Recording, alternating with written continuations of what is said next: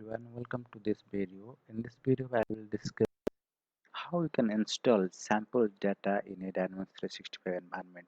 Here you can see I don't find any data in social dashboard, or if you go to any dashboard, you will don't find data, right?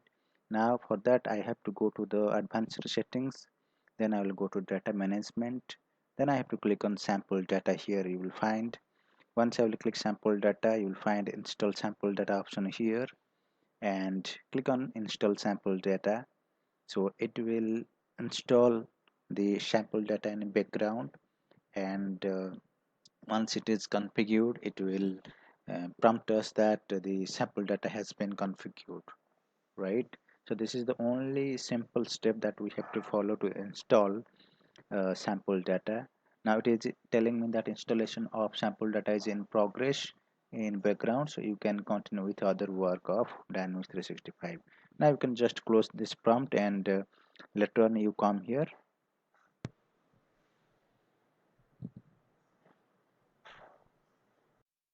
You have installed the Dynamics 365 sample data.